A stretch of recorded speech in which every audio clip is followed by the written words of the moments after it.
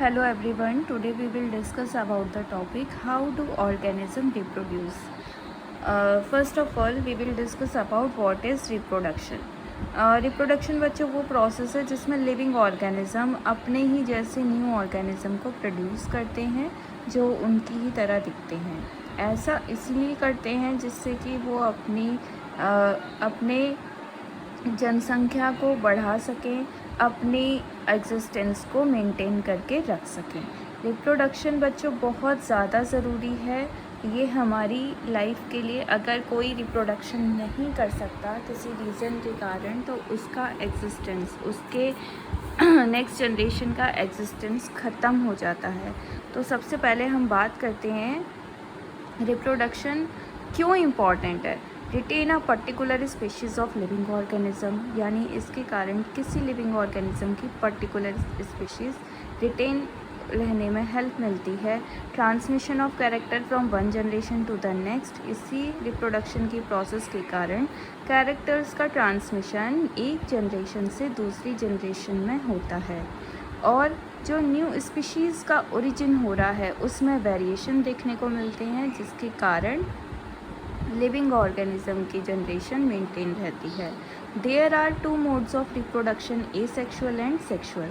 Asexual reproduction की बात करते हैं, इसमें न्यू इंडिविजुअल बनते हैं लेकिन किससे? From a single parent. यहाँ पर नो सेक्स इन्वॉल्व, यानी यहाँ पर बच्चों गैमेट्स इन्वॉल्व नहीं होंगे क्योंकि यहाँ पर सिंगल पेरेंट से ही इंडिविजुअल का डेवलपमेंट हो रहा है। और आपका जो न्यू इंडिविजुअल बन रहा है वो पेरेंट की तरह ही दिखता है, यानी कि हम बोल सकते हैं कि new individual are identical to the parent clone. यहाँ पर रिप्रोडक्शन बहुत फास्टर होता है और ये हमको किस में देखने को मिलेगा? अमीबा में, हाइड्रा में, फ्लैटवर्म्स में, मैनी प्लांट्स में जैसे रोज़ हो गया, पोटैटो हो गया, ऑनियन हो गया, एक्सेट्रा। अब वेरियस टाइप का एसेक्सुअल रिप्रोडक्शन होता है। जैसे सबसे पहला है fission, budding, regeneration, fragmentation, spore formation and vegetative propagation. सबसे पहले हम बात करते हैं फिजन की। फिजन क्या होता है? An organism is split to form two or more new individual, यानी कि जब कोई ऑर्गेनिज्म दो या दो से ज़्यादा पार्ट्स में डिवाइड होकर न्यू इंडिविजुअल बनाता है, इस प्रोसेस को ही हम बोलते हैं फिज़न।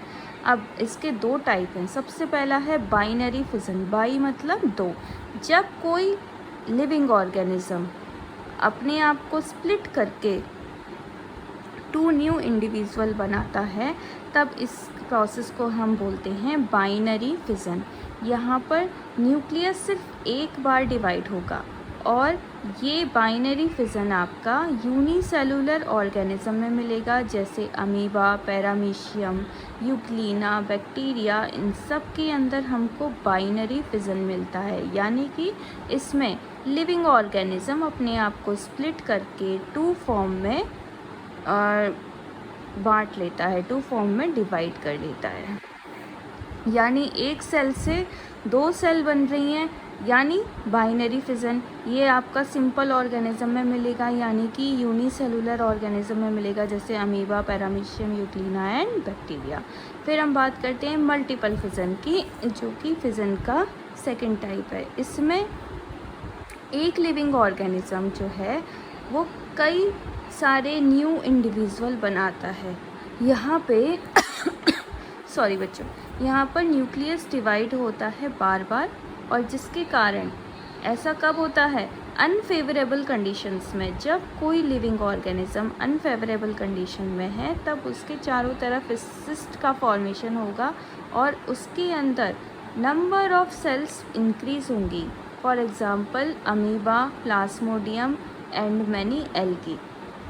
जब भी अनफेवरेबल कंडीशंस आती हैं किसी लिविंग ऑर्गेनिज्म के लिए जिसमें मल्टीपल फिज़न होना है, उसके चारों तरफ सिस्ट का फॉर्मेशन होता है और सिस्ट के अंदर, सिस्ट क्या है? Protective covering of the living organism. और उसके अंदर नंबर ऑफ न्यूक्लियस जो है कई बार डिवाइड होता है, 2 से 4, 4 से 8, 8 से 16, ऐसे आपका नंबर ऑफ न्यूक्लियस इंक्रीज़ होते हैं और यहाँ पर इस प्रोसेस को हम बोलते हैं मल्टीपल फिजन। एग्जाम्पल याद रखेंगे। फिर हम आ जाते हैं बडिंग के ऊपर। यहाँ पर बच्चों न्यू इंडिविजुअल बनता है as an outgrowth of parent. Parent के ऊपर ही बर्ड लाइक स्ट्रक्चर डेवलप होता है और इसी प्रोसेस को हम बोलते हैं बडिंग। और जब ये बर्ड मैच्योर हो जाती है तब ये पेरेंट से सेपरेट होकर न्यू ऑर्गेनिज्म बना लेता है, यानी कि daughter separate away and parent continues to exist. इसमें क्या होगा बच्चों, पेरेंट जो है वो भी ज़िंदा है और जो डॉटर बन रहा है उससे वो भी ज़िंदा है। एक बार फिर से मैं आपको बता दूंगी कि बडिंग में क्या होता है। बडिंग में कोई भी लिविंग ऑर्गेनिज्म है उसके ऊपर बर्ड लाइक स्ट्रक्चर डेवलप होगा, धीरे धीरे उसमें ग्रोथ होगी, वो मैच्योर हो जाएगा और मैच्योर होने के बाद जब वो अपने पेरेंट से अलग होगा तब वो नया पेरेंट से अलग होने के बाद वो अलग से कहीं पर जर्मिनेट करेगा। तो यहाँ पे इस कंडीशन में पेरेंट भी लाइव है और आपका डॉटर जो है वो भी लाइव है। फॉर एग्ज़ाम्पल इसका हाइड्रा और ईस्ट एक यूनिसेलुलर एल्गी है, जो कि ईस्ट एक यूनिसेलुलर एल्गी है। सॉरी बच्चों, ईस्ट एक यूनिसेलुलर फंगस है। बाकी जितनी भी फंगस है उनकी होल बॉडी मल्टी सेलुलर होती है, जबकि ईस्ट फंगस के केस में एक्सेप्शन है जो कि यूनिसेलुलर है। ये आपको याद रखना है। अब हम बात करते हैं फ्रेगमेंटेशन की। फ्रेगमेंटेशन यानी कि पेरेंट ब्रेक होते हैं। इसमें क्या होता है, जो भी लिविंग ऑर्गेनिज्म है वो ब्रेक होके मल्टीपल पीसेस बनाते हैं अपने। और कब ब्रेक होंगे, जब उनमें मैच्योरिटी आ जाएगी और उनमें से ईच पीस से नया इंडिविजुअल बनता है। यानी कि जैसे अगर हम एल्गी की बात करें, एल्गी फुली मैच्योर होने के बाद पीसेस में ब्रेक होती है और उसके ईच पीस से नई एल्गी बनती है। तो इसी प्रोसेस को हम बोलते हैं फ्रेगमेंटेशन। ये आपको सिंपल मल्टी सेलुलर ऑर्गेनिज्म में देखने को मिलता है। फॉर एग्ज़ाम्पल स्पायरोगायरा, जो कि ग्रीन एल्गी है। फिर बात करते हैं रीजनरेशन की। जब पेरेंट को कट किया जाए या वो ब्रेक हो जाए इनटू मल्टीपल पीसेस में और उसके ईच पीस से न्यू इंडिविजुअल बनता है, तब इसी प्रोसेस को हम बोलते हैं रीजनरेशन। अब देखो, कोई पेरेंट है उसे कोई कट करने नहीं जाएगा, लेकिन अगर वो ब्रेक होता है नंबर ऑफ पीसेस में, अब ऐसा नहीं है कि वो 2 पीसेस में ब्रेक होगा या 4 पीसेस में ब्रेक होगा, वो बहुत सारे पीसेस में भी ब्रेक हो सकता है और उसके ईच पीस से न्यू इंडिविजुअल बनेगा। इस प्रोसेस को हम बोलते हैं रीजनरेशन। मोस्ट इम्पॉर्टेंट है ये एक एक्सीडेंटल प्रोसेस है और इसका एग्जाम्पल है हाइड्रा प्लेनेरिया। इसमें प्लेनेरिया आप लोग याद रखेंगे क्योंकि ज़्यादातर क्वेश्चन यहीं से आ जाएगा। हो सकता है आपको MCQ में आ जाए कि regeneration is present in dash, तो वहाँ पर आंसर आप प्लेनेरिया लगाकर आएंगे। प्लेनेरिया के अंदर सबसे हाई पावर ऑफ रीजनरेशन मिलता है। अब है spore formation of new individual bye germination of spore. यानी कि इसमें क्या होगा, इसमें स्पोर्स का फॉर्मेशन होता है और जब स्पोर्स मैच्योर होंगे तो वो अपनी वॉल को रप्चर करके एयर में डिस्पर्स होंगे और जहाँ पर भी जर्मिनेट होंगे वहाँ पे वो न्यू लिविंग ऑर्गेनिज्म बना लेंगे।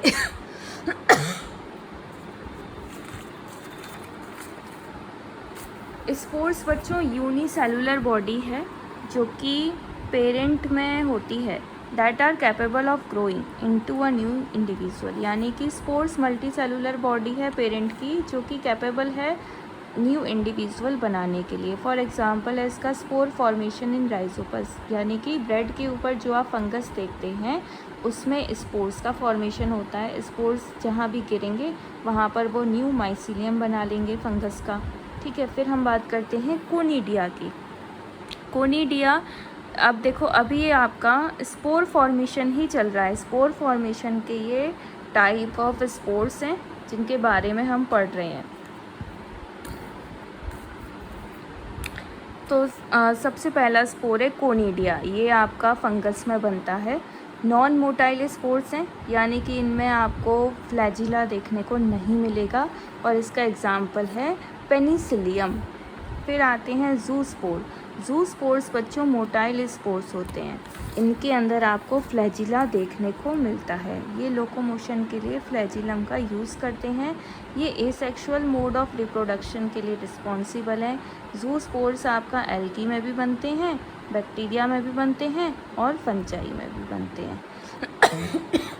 लेकिन कोनिडिया सिर्फ फंगस में ही बनेगा, ये अपन को याद रखना है। अब बात करते हैं वेजिटेटिव प्रोपोगेशन की।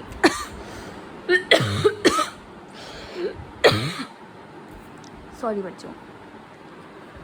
Vegetative propagation asexual mode of reproduction का ही पार्ट है। इसमें प्लांट का कोई पार्ट अपने पेरेंट्स से डिटैच होके न्यू प्लांट बना लेता है। ये स्ट्रक्चर्स वेजिटेटिव प्रोपोगेशन में हेल्प करते हैं, इसलिए हम इनको वेजिटेटिव प्रोपेग्यूल्स कहते हैं। फॉर एग्जांपल हो गया राइजोम, ट्यूबर। और राइजोम ट्यूबर क्या है ये आपको भी बताएंगे हम। सबसे पहले नेचुरल, देखो ये जो वेजिटेटिव प्रोपोगेशन है ये क्या था, ये सेक्सुअल रिप्रोडक्शन का टाइप था। इसमें प्लांट का कोई पार्ट अपने पेरेंट से अटैच होकर न्यू प्लांट बना लेता है। ऐसे स्ट्रक्चर जो कि वेजिटेटिव प्रोपोगेशन में हेल्प करते हैं उनको हम वेजिटेटिव प्रोपेग्यूल्स कहते हैं। For example rhizome tuber. अब ये जो वेजिटेटिव प्रोपोगेशन है दो टाइप का है। सबसे पहला है नेचुरल वेजिटेटिव प्रोपोगेशन, जो कि नेचुरली हो रहा है, नेचर में मिल रहा है, जिसको हम नहीं करा रहे वो आपका नेचुरल वेजिटेटिव प्रोपोगेशन होगा। ये रूट से होता है, स्टेम से होता है, लीव से होता है। Vegetative propagation by stem in plants, यानी कि आप वेजिटेटिव प्रोपोगेशन करा सकते हैं बाय स्टेम से। किसमें? स्ट्रॉबेरी के अंदर। फिर हम बात करते हैं आर्टिफिशियल वेजिटेटिव प्रोपोगेशन, यानी ये वाला वेजिटेटिव प्रोपोगेशन हम आर्टिफिशियली करा रहे हैं। इसमें आएंगे तीन टाइप आएंगे इसमें बच्चों, कटिंग, लेयरिंग एंड ग्राफ्टिंग। अब देखो सबसे पहले बात करते हैं ग्राफ्टिंग क्या होती है। ग्राफ्टिंग में हम क्या करते हैं कि हम दो अलग अलग प्लांट का स्टेम लेते हैं, ठीक है। अब सबसे पहले हमने एक प्लांट का स्टेम लिया जिसको हम बोलते हैं, जो नीचे की साइड लगेगा, जो नीचे की साइड हम लगाएंगे उसको हम बोलते हैं स्टॉक, और जो ऊपर की साइड लगाते हैं उसको हम बोलते हैं सायन। ये हमने दो डिफरेंट प्लांट के स्टेम का पार्ट लिया है और इसको हम स्लांटली कट करते हैं, यानी कि ऐसे देखना, इसको अपन ऐसे तिरछे में कट करते हैं। ऐसे तिरछे में कट इसलिए कर रहे हैं जिससे कि ये आपस में आसानी से जॉइन हो जाए, ठीक है। समझ में आया आपको? अब यहाँ पर हमने दो डिफरेंट प्लांट के पार्ट लिए, यानी उनका स्टेम लिया। नीचे वाले को हम बोलते हैं स्टॉक और ऊपर वाले को बोलते हैं सायन। इनको आपस में जॉइन करने के बाद हमने इसको टेप से अच्छे से कवर कर लिया, और मतलब हमने बिल्कुल इनको चिपका के अच्छे से कवर किया। और फिर हम इसमें वाटर डालेंगे, न्यूट्रिशन, इसके लिए खाद डालेंगे। देन फिर हम देखते हैं कि कुछ टाइम के बाद ये जो प्लांट है ये इसकी ग्रोथ होती है, इसमें लीव्स आएंगी और ये बहुत बड़ा प्लांट बन जाएगा। और इसके अंदर इन दोनों प्लांट के फीचर्स आपको दिखाई देंगे। ये दोनों अलग अलग फ्लावर वाले प्लांट हैं, फ्रूट वाले प्लांट हैं, तो ये दोनों अलग अलग टाइप के फ्लावर और फ्रूट्स आपको एक ही प्लांट में नज़र आएंगे। ये ग्राफ्टिंग का एडवांटेज है। अब हम बात करते हैं नेचुरल वेजिटेटिव प्रोपोगेशन। ये थोड़ा हम लोग और अच्छे से समझ लेते हैं। ये आपका रूट के थ्रू होता है, 3 तरीके से होता है। सबसे पहले बाय रूट, यहाँ पर बड डेवलप होती है रूट्स में, जो कैसी होती है, थिक होती है, फ्लैशी होती है, और बाद में ये when put into soil develop, जब हम इसको सॉइल के अंदर दबा देते हैं तो इससे प्लांट डेवलप होता है। ऐसा किस में होगा बच्चों? गावा में होगा, स्वीट में होगा, और स्वीट पोटैटो में होगा, और डहलिया में होगा। तो यानी कि जब नेचुरल वेजिटेटिव प्रोपोगेशन रूट से जो होता है उसमें क्या होता है कि बर्ड्स डेवलप होती हैं जो थिक होती हैं, फ्लैशी रूट्स होती हैं उनकी, और जब हम इन्हें सॉइल के अंदर दबाते हैं, हमको सॉइल के अंदर तो इन्हें दबाना ही होगा, इसके बाद इनसे प्लांट डेवलप होता है। फॉर एग्जांपल गावा स्वीट पोटैटो, यहाँ पर बच्चों पोटैटो आएगा।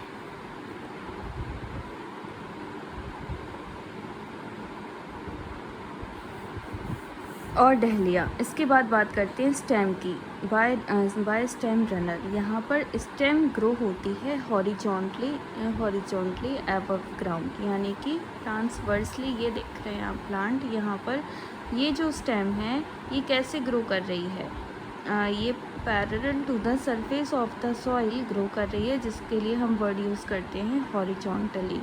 तो इसको हम क्या बोलेंगे? Natural vegetative propagation by stem. और इस कंडीशन को, इस स्ट्रक्चर को हम बोलते हैं रनर। यानी कि रनर किसके लिए यूज़ करता है? जो करते हैं अपन, जो ज़मीन पे दौड़ता है। ये क्या हो रहा है? ये ऐसा ही दिख रहा है ना कि ये प्लांट ज़मीन पे दौड़ रहा है, तो इसका एग्जाम्पल है ग्रास एंड स्ट्रॉबेरी। फिर हम बात करते हैं अंडरग्राउंड स्टेम की। आपको मालूम है वैसे तो स्टेम ज़मीन के ऊपर होता है प्लांट में, लेकिन कुछ स्टेम ज़मीन के अंदर भी होते हैं, उनको हम बोलते हैं अंडरग्राउंड स्टेम। ये स्पेशल स्टेम्स हैं, इसलिए ये ज़मीन के अंदर होते हैं। सबसे पहला है potato tuber which are fleshy are underground storage structure. यानी कि पोटैटो जो हम लोग यूज़ करते हैं, ये बच्चों क्या है? ये बायोलॉजी की लैंग्वेज में ट्यूबर है, और इसके अंदर फूड स्टोर होता है, और इसमें बर्ड्स निकलती हैं जो कि एरियल शूट्स हैं। जब फेवरेबल कंडीशंस होती हैं तब ये शूट्स डेवलप होकर न्यू पोटैटो प्लांट बना लेती हैं। तो हम बोल सकते हैं कि हम जो पोटैटो खाते हैं वो क्या है? वो ट्यूबर है, और यानी कि वो ट्यूबर है और वो अंडरग्राउंड स्टेम का मॉडिफिकेशन है। फिर हम बात करते हैं जिंजर की। जिंजर भी अंडरग्राउंड स्टेम का ही एग्जाम्पल है, लेकिन इसको हम ट्यूबर ना कह के हम इसको बोलते हैं राइजोम। ये मॉडिफाइड स्टेम है। ये जो अंडरग्राउंड स्टेम के बारे में हम पढ़ रहे हैं ये सब मॉडिफाइड स्टेम है। पोटैटो को हम बोलते हैं ट्यूबर और जिंजर को बोलते हैं राइजोम। ये ज़मीन के अंदर ही ग्रो होते हैं, और इसके जिंजर के बॉडी पर बर्ड्स अपीयर होती हैं इनके नोट्स पर, और इसी से न्यू प्लांट डेवलप होता है। ऑनियन की बात करें तो ऑनियन का स्ट्रक्चर बल्ब की तरह होता है। ये शॉर्ट अंडरग्राउंड वर्टिकल शूट्स होती हैं इसमें। इसकी लीव्स थिकन होती हैं। Root emerge from underside of the stem. Roots इसमें स्टेम के नीचे से निकलती हैं। फिर हम बात करते हैं लीव्स की। अब बच्चों, हमने देखा है कि जो बर्ड्स होती हैं वो स्टेम के ऊपर अराइज होती हैं, लेकिन कुछ ऐसे प्लांट हैं जिसमें बर्ड्स लीव्स के ऊपर भी ग्रो होती हैं। Buds are formed along leaf margin which letter give rise to a new plant. ये आपका ब्रायोफाइलम की लीफ है, जिसको हिंदी में हम बोलते हैं पत्थर चट। इसका ये जो आपको दिख रहा है किनारा, इसको हम बोलते हैं मार्जिन ऑफ द लीफ। इसके ऊपर बच्चों ये बर्ड लाइक स्ट्रक्चर डेवलप होता है। ये जैसे ही मैच्योर होता है ये यहाँ से अलग होके जहाँ पर भी गिरेगा ये न्यू ब्रायोफाइलम का प्लांट बना लेगा। तो इसको हम क्या बोलेंगे? Underground modification bye leaves. ठीक है, यहाँ पर हमने देखो क्या क्या पढ़ा। हमने पढ़ा natural propagation by root, by stem, by leaves. ठीक है, अब नेक्स्ट हम पढ़ते हैं इसमें। अब हम बात करेंगे आर्टिफिशियल वेजिटेटिव प्रोपोगेशन की। इसमें सबसे पहला है कटिंग। प्लांट पार्ट को कट करते हैं हम पेरेंट से और उसको सॉइल के अंदर हम लगा देते हैं which letter give rise to a new plant, यानी कि अपन हिंदी में बोलते हैं ना कि हमने रोज़ की कलम कर दी, तो ये बच्चों ये वही है। हमने क्या किया, प्लांट के पार्ट को कट किया और पेरेंट से और उसको सॉइल में लगाया और फिर उससे कुछ टाइम के बाद न्यू प्लांट डेवलप होगा। तो ये है artificial vegetative propagation by cutting. फिर हम बात करते हैं स्टेम कटिंग की। अब कटिंग के ही ये पार्ट्स हैं। स्टेम कटिंग किस में होता है बच्चों, रोज़ में, शुगर केन में, और रूट कटिंग किस में होगा, डहलिया में। फिर नेक्स्ट है आपका लेयरिंग। लेयरिंग में न्यू प्लांट्स डेवलप होते हैं from stem of parent plant without detaching them initially from the parent, यानी कि यहाँ पर न्यू प्लांट्स डेवलप हो रहे हैं पेरेंट प्लांट की स्टेम से, लेकिन उनसे अलग हुए बिना, लेकिन उनसे डिटैच हुए बिना, इनिशियली डिटैच नहीं होंगे। A variety of plants can be grown by this method like strawberry, गावा, चाइना रोज़। इसको ही हम क्या बोलते हैं, लेयरिंग। अब इसका एग्जाम्पल है माउंट लेयरिंग। माउंट लेयरिंग में क्या होता है, एक ब्रांच प्लांट की है, इसको हम खींच के ग्राउंड के अंदर दबाते हैं एंड थिन, उसका जो थिन पार्ट होता है of it is covered with, उसको हम मॉइस्ट सॉइल के अंदर कवर करते हैं, जहाँ से फिर न्यू रूट्स डेवलप होती हैं उस पार्ट से जो ज़मीन के अंदर था, और फिर उसको हम पेरेंट प्लांट से अलग करेंगे। इसी को हम बोलते हैं माउंट लेयरिंग। फिर हम बात करते हैं एयर लेयरिंग की। यहाँ पर एरियल ब्रांच जो कि हवा में है, ये वाली जो ब्रांच है, इसको हमने स्क्रैप किया और यहाँ पर हमने मॉइस्ट मड लगा दी विच इज़, और उससे उसको कवर कर दिया प्लास्टिक से। तो फिर क्या होगा, यहाँ पर न्यू रूट्स डेवलप होंगी कुछ टाइम के बाद, और ये जो न्यू पार्ट है ये जब डिटैच हो जाएगा पेरेंट से, तब इससे जब यहाँ पर न्यू रूट्स डेवलप होंगी और यहाँ पर ये जब फुली मैच्योर हो जाएगा तो हम इसको क्या करेंगे, इसको हटा के यहाँ से दूसरी जगह लगा देंगे। तो ये क्या हो गया, ये हो गया एयर लेयरिंग। अच्छा, एक बार फिर से मैं इसको एक्सप्लेन करना चाहती हूँ। ये आपका एरियल ब्रांच है प्लांट की, इसको हमने यहाँ पे स्क्रैप किया, यहाँ पर हमने मॉइस्ट मड लगाया और इसको अच्छे से प्लास्टिक से कवर कर दिया। अब हम कुछ टाइम के बाद देखते हैं कि यहाँ पर न्यू रूट्स डेवलप होती हैं और फिर ये जो न्यू पार्ट है प्लांट का, ये अपने आप ही पेरेंट से अलग हो जाता है, डिटैच हो जाता है, और इसी से आपका न्यू प्लांट अराइज होगा। तो ये है एयर लेयरिंग।